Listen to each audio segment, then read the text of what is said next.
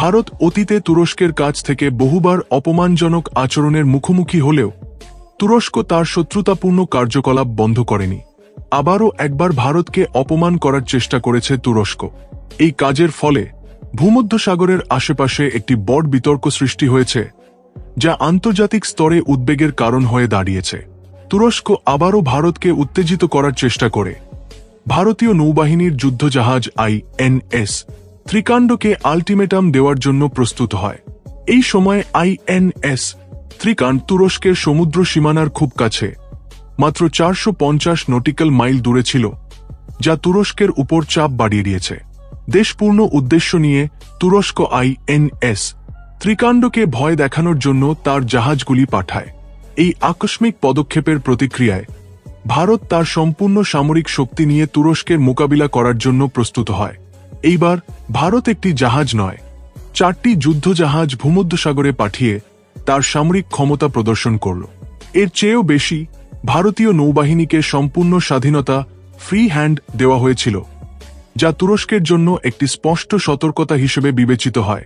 গত 24 ঘণ্টায় INS ত্রিকাণ্ড তুরস্কের জাহাজগুলিকে ভয়ঙ্করভাবে পরাজিত করেছে। ভারত আকাশে ব্রহ্মস মিসাইল দিয়ে ধ্বংস সৃষ্টি করায় তুরস্ক গভীর উদ্বেগে ডুবে যায়। তুরস্ক ভূমধ্যসাগরে পরিচালিত অবৈধ নৌঘাঁটিকে INS ত্রিকাণ্ড মাত্র কয়েক সেকেন্ডে ধ্বংস করে দেয়। এতে ক্রুদ্ধ হয়ে তুরস্ক ভারতকে ভয়ঙ্কর সতর্কতা জারি করে। তবুও গত 48 ঘণ্টায় তুরস্ক আবারও একবার দুষ্টুমির ষড়যন্ত্রে লিপ্ত হয়। INS ত্রিকাণ্ডকে ভূমধ্যসাগরে আটকানোর জন্য তুরস্ক ভারতকে হুমকি দেয়।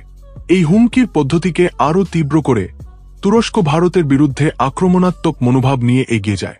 কিন্তু তুরস্ক একটি গুরুত্বপূর্ণ বিষয় ভুলে গেছে, এই কাজগুলির পরিণতি অপ্রত্যাশিতভাবে গুরুতর হবে। কারণ ভূমধ্যসাগরে INS ত্রিকাণ্ড একা নয়, এর সঙ্গে আরও 4টি ভারতীয় যুদ্ধজাহাজ ঘুরে বেড়াচ্ছে। এই জাহাজগুলিকে ভারত INS ত্রিকাণ্ডের কাছে, অর্থাৎ তুরস্কের সীমানার কাছে পাঠিয়েছে। এই অগ্রগতির সঙ্গে ভারত একটি সাহসী সিদ্ধান্ত নিয়েছে, তার যুদ্ধজাহাজগুলিকে সম্পূর্ণ স্বাধীনতা দিয়ে পরিস্থিতি অনুযায়ী উপযুক্ত পদক্ষেপ নেওয়ার নির্দেশ দিয়েছে। এখন তুরস্কের অবস্থা অত্যন্ত জটিল হয়ে পড়েছে।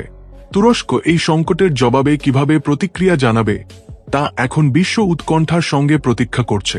ভারতীয় নৌবাহিনীকে সম্পূর্ণ স্বাধীনতা দেওয়া হয়েছে বলে তুরস্ক যদি কোনো আক্রমণ বা হুমকি দেয়, তবে তার উপযুক্ত জবাব দেওয়ার জন্য ভারতীয় নৌবাহিনীকে অনুমতি দেওয়া হয়েছে বলে স্পষ্ট হয়। সম্পূর্ণ তথ্য অনুযায়ী তুরস্ক আবারও একবার INS ত্রিকাণ্ডকে ঘিরে তাকে ডুবিয়ে দেওয়ার চেষ্টা করেছে। কিন্তু গত 48 ঘণ্টা ধরে তুরস্ক সম্পূর্ণ হতাশায় ডুবে আছে। গত 12 ঘণ্টা ধরে তুরস্ক তার নৌবাহিনীকে INS ত্রিকাণ্ডের কাছ থেকে পিছু হটিয়ে আনলেও অপ্রত্যাশিতভাবে আবারও তাকে লক্ষ্য করেছে। এই বিষয়ের পিছনে থাকা কারণগুলি বোঝার জন্য এই ঘটনাগুলিকে গভীরভাবে পরীক্ষা করতে হবে। এই চ্যানেলের সঙ্গে থাকুন, এই ভিডিওটি লাইক করুন এবং যদি এখনও সাবস্ক্রাইব না করে থাকেন তবে দয়া করে সাবস্ক্রাইব করুন। এই ভিডিওতে আমরা খুব গুরুত্বপূর্ণ তথ্য জানতে চলেছি। ভারতের পরবর্তী পদক্ষেপ কি? এইবার ভারত একা নয়, ইসরায়েলের সঙ্গে কিভাবে কাজ করতে চলেছে?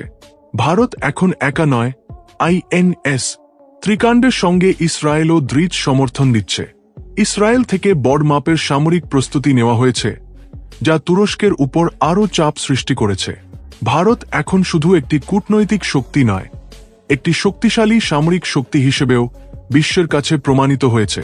ভূমধ্যসাগরে ভারতের নেওয়া পদক্ষেপগুলি অন্য কোনো দেশের পক্ষে সম্ভব নয় এমন সাহসী কাজ হিসেবে প্রতিষ্ঠিত হয়েছে। এখন INS ত্রিকাণ্ডকে ঘিরে তুরস্কের চেষ্টা কতটা শক্তিশালীভাবে প্রতিহত হবে তা দেখার অপেক্ষা। ভারত এই সংকটে বড় সিদ্ধান্ত নিয়েছে এবং তার নৌবাহিনীকে বিশেষ নির্দেশ জারি করেছে। এই নির্দেশগুলি কি তা জানার আগে কমেন্ট বক্সে ভারতের এই বিজয় এবং এই শক্তির জন্য একটি জয় হিন্দ অবশ্যই লিখুন। এই গল্প শুরু হয়েছিল ভূমধ্যসাগরে ভারত INS ত্রিকাণ্ডকে নামানোর সময় থেকে। তুরস্ক ভারতকে যতই বিরোধিতা করুক, ভারত দৃঢ়ভাবে প্রতিক্রিয়া জানিয়ে তুরস্ককে ঘাম ঝরিয়েছে। ভারত একটি বা দুটি নয়, 3টি ব্রহ্মস মিসাইল দিয়ে তুরস্ককে পিছনে ঠেলে দিয়েছে। কিন্তু তুরস্ক হঠাৎ পিছন থেকে আক্রমণ করার চেষ্টা করেছে, যাকে পিঠে ছুরি বলা যায়।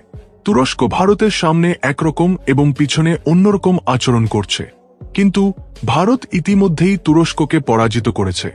আইএনএস ত্রিকান্ড তুরস্কের সমুদ্র সীমানা থেকে প্রায় 450 নটিক্যাল মাইল দূরে গ্রিসের সঙ্গে নৌমনো ভ্রমণ নেভাল এক্সারসাইজ করছে।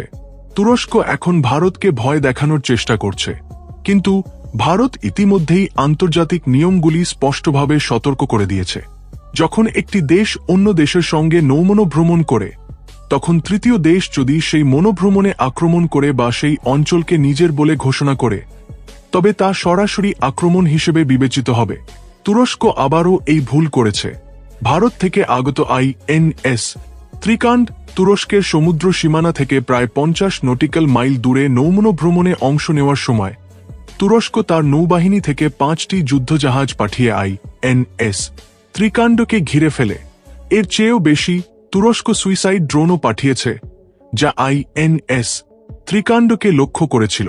বর্তমানে ভূমধ্যসাগরে আইএনএস ত্রিকান্ড একটি গুরুত্বপূর্ণ অবস্থানে রয়েছে এবং তুরস্ক আবারও একটি আল্টিমেটাম দেওয়ার জন্য প্রস্তুত হচ্ছে। তুরস্কের দাবি অনুযায়ী আইএনএস ত্রিকান্ডকে তুরস্কের সমুদ্র সীমানা থেকে 450 নটিক্যাল মাইল দূরে যেতে হবে, নইলে বড় পদক্ষেপ নেওয়া হবে বলে সতর্ক করেছে। এখানে গল্পে একটি অপ্রত্যাশিত মোড় আসে, ইসরায়েলের প্রবেশ। এই ঘটনায় ইসরায়েল হঠাৎ অংশ নেবে বলে কেউ আশা করেনি। এখন তুরস্ককে ভারতের সঙ্গে ইসরায়েলের শত্রুতার মুখোমুখি হতে হবে। ইসরায়েল তার 3টি যুদ্ধজাহাজ ভূমধ্যসাগরে পাঠিয়েছে। তুরস্ক স্পষ্টভাবে ঘোষণা করেছে যে তারা ভারতের উপর তাদের সুইসাইড ড্রোন ব্যবহার করতে চলেছে। এর জবাবে ইসরায়েল সাহসের সঙ্গে বলেছে, ঠিক আছে, করো। যদি তুমি এটাই চাও, তবে করতে প্রস্তুত হও। ইসরায়েল বিশ্বের ড্রোন প্রযুক্তিতে শীর্ষে রয়েছে এবং তার সামরিক শক্তির সঙ্গে প্রতিযোগিতা করতে পারে এমন দেশ নেই বলে বিশ্ব জানে। ইসরায়েল এখন ভারতের সঙ্গে এই সংকটে প্রতিযোগিতা করতে প্রস্তুত। ইসরায়েল ভারতকে সুইসাইড ড্রোন সরবরাহ করছে, যা ভারতীয় নৌবাহিনীর শক্তিকে আরও বাড়িয়ে তুলছে। তুরস্ক স্পষ্ট করেছে যে তারা ইসরায়েলের হস্তক্ষেপ মেনে নিতে পারবে না এবং এই বিষয়ে ভয়ে রয়েছে। কিন্তু তুরস্ক একটি গুরুত্বপূর্ণ বিষয় ভুলে গেছে, আইএনএস ত্রিকান্ড একা নয়, এটি কয়েক সেকেন্ডে তুরস্কের নৌবাহিনীকে ধ্বংস করার ক্ষমতা রাখে। অতীতে ভারত আইএনএস ত্রিকান্ডকে সম্পূর্ণ স্বাধীনতা দেয়নি, কিন্তু এখন সেই স্বাধীনতা পাওয়ার পর আইএনএস ত্রিকান্ড একটি বড় পদক্ষেপের জন্য প্রস্তুত হচ্ছে।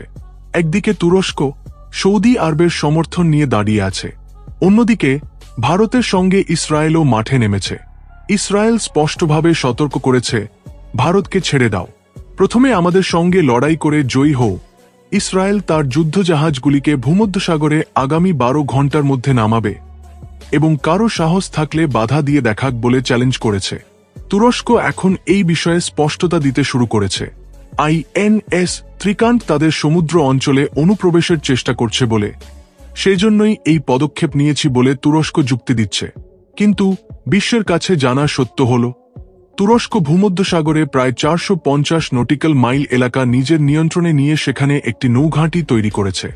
এই ঘাঁটিতে তুরস্ক তার যুদ্ধজাহাজগুলি রেখেছিল। ভারত 2 দিন আগে এই যুদ্ধজাহাজগুলিকে লক্ষ্য করে ধ্বংস করেছে, যার ফলে তুরস্ক গভীর ভয়ে ডুবে গেছে। একদিকে ভারত একা এই সংকটের মোকাবিলা করছে, এখন ইসরায়েলও এই বিষয়ে হস্তক্ষেপ করেছে। এই সংকট থেকে তুরস্ককে কে রক্ষা করবে তা একটি প্রশ্ন উঠছে। তুরস্ক স্পষ্ট করেছে যে তারা তৃতীয় দেশের হস্তক্ষেপ সহ্য করবে না এবং ইসরায়েলের এই বিষয় থেকে দূরে থাকা উচিত বলে সতর্ক করেছে। তবুও ভারত থেকে 4টি যুদ্ধজাহাজ পাঠানোর খবর আসার পর তুরস্ক আবারও একটি ব্যাখ্যা দেওয়ার চেষ্টা করছে। ভারত এই পুরো বিষয়ে তুরস্ককে সরাসরি একটি কঠিন আল্টিমেটাম দিয়েছে। আইএনএস ত্রিকান্ডের আশেপাশে প্রায় 8 ঘণ্টা পরে তুরস্কের জাহাজগুলি দেখা গেলে তারপরে যে পরিণতি হবে তার জন্য ভারত দায়ী থাকবে না, তা তুরস্ককেই বহন করতে হবে বলে স্পষ্ট করেছে। এই 8 ঘণ্টার আল্টিমেটাম তুরস্কের জন্য একটি বড় আঘাত হয়ে দাঁড়িয়েছে। তুরস্ক এখনও মনে করছে যে তারা এই বিষয়ে জয়ী হবে, কিন্তু ভারত অবিচলিতভাবে এগিয়ে চলেছে। ভূমধ্যসাগরে তুরস্কের প্রতি ভারত এতদিন যে ধৈর্য ও শান্ততা দেখিয়েছে তা আর থাকবে না বলে আন্তর্জাতিক বিশ্লেষকরা মনে করছেন। তুরস্ক আইএনএস ত্রিকান্ডকে ঘিরে ফেলার মাধ্যমে একটি বড় ভুল করেছে। এই কাজ ভারতের কাছ থেকে একটি শক্তিশালী প্রতিক্রিয়ার কারণ হবে। এখন ভারত এই সংকটের মোকাবিলা কিভাবে করবে তা দেখার অপেক্ষা।